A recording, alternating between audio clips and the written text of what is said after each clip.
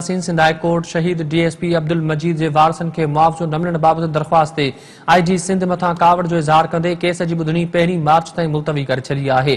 Sindh high court में शहीद DSP के वारसन के मुआवजो न मिलण ख़िलाफ़ दरख्वास्त बाबत ॿुधणी थी आहे। ॿुधणी दौरान अदालती हुक्म ते आईजी सिंध मुश्ताक महर पेश थियो। सिंध हाई कोर्ट पारां आईजी सिंध मथा कावड़ जो इज़हार कयो वियो आहे। जस्टिस आफ़ताब गोरड़ चयो त 3 सालनि खां अव्हां आईजी आहियो पर अदालती हुक्मनि ते अमल न पियो थिए। अदालत चयो त शहीद एहलकारनि जे वारसनि खे मुआवज़ो ॾियण वारे मामले में तकरार छो आहे। एडवोकेट जनरल सिंध चयो त कंहिं शहीद एहलकार खे मुआवज़ो सिंध पुलिस नाहे ॾिनो। अब्दुल फताह सांगरी जे वारसनि खे मुआवज़ो वॾे वज़ीर ॾिनो हो। अदालत केस जी ॿुधणी 1 मार्च ताईं मुलतवी करे छॾी आहे। डीएसपी अब्दुल मजीद खे 2015 में शहीद कयो वियो हो। तव्हांखे अहम ख़बर ॾियूं पिया।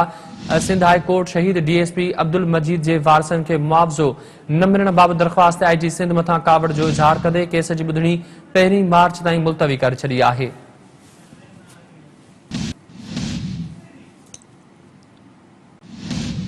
तफ़सील मालूम कंदासीं। Interview news reporter Sikandar Bhutto सां टेलीफोन लाइन ते मौजूद आहे। सिकंदर, शहीद डीएसपी अब्दुल मजीद जे वारसनि खे मुआवज़ो न मिलण ते आईजी सिंध हाई कोर्ट पहुतल आहे, छा तफ़सील आहिनि? जी अॼु जेको आहे त शहीद डीएसपी अब्दुल मजीद सांगरी जे वारसनि खे मुआवज़ो अदा न करण खिलाफ़ दाख़िल दरख़्वास्त ते अदालत पारां आईजी सिंध के तलब कयो हो। आईजी सिंध मुश्ताक महर अदालत में पेश थियो। अदालत आईजी सिंध ते कावड़ जो इज़हार कंदे चयो त अव्हां 3 सालनि खां आईजी आहियो पर अदालती हुक्मनि ते अमल दरामद नथा कयो। जस्टिस आफ़ताब गोरड़ आईजी सिंध के चयो त असां जॾहिं बि लिखूं था त उते हिते जेको बि ऑफिसर पेश थिए थो उहो चए थो त मुंहिंजी पोस्टिंग हाणे थी आहे, मां नओं आयो आहियां। अदालत इहो बि चयो त शहीद पुलिस एहलकार जे वारसनि खे मुआवज़े जे मामले ते तनाज़ छो आहे। अदालत में एडवोकेट जनरल सिंध सलमान तालिबुद्दीन चयो त कंहिं बि शहीद पुलिस एहलकार के सिंध पुलिस पारां मुआवज़ो न ॾिनो वियो आहे। ॿुधणी दौरान एडवोकेट जनरल सिंध चयो त वॾे वज़ीर पारां अब्दुल फताह सांगरी जे ख़ानदान खे मुआवज़ो ॾिनो वियो आहे। सिंध पुलिस जो वॾे वज़ीर शहीद डीएसपी जे वारसनि खे पंहिंजी सवाबदीदी ते 2 करोड़ मुआवज़ा ॾिना विया आहिनि।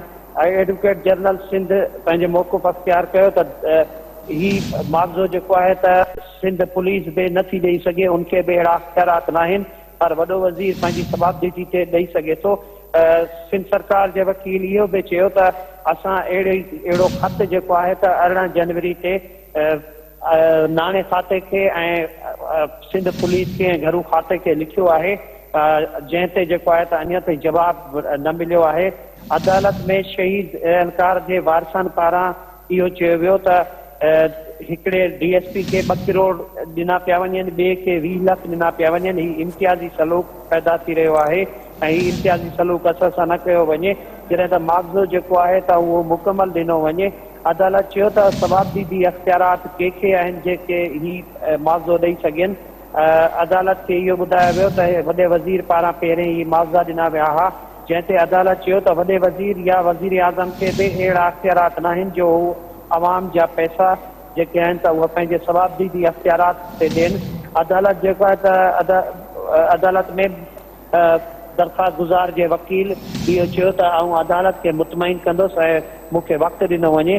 अदालत ॿुधणी मुलतवी कंदे दरख़्वास्त गुज़ार जे वकील खे वक़्तु ॾिनो त ईंदड़ ॿुधणी ते अवां ही जेके बि मामलात आहिनि उहे अदालत खे मुतमइन कयो ऐं उनखां पोइ अदालत जेको आहे त उन ते फ़ैसिलो कंदी। अव्हांखे ॿुधाईंदो हलां त डीएसपी अब्दुल मजीद सांगरी खे 2015 में शहीद कयो वियो हो, जंहिंखे अञा ताईं मुआवज़ो न मिली सघियो आहे। जी ठीकु आहे।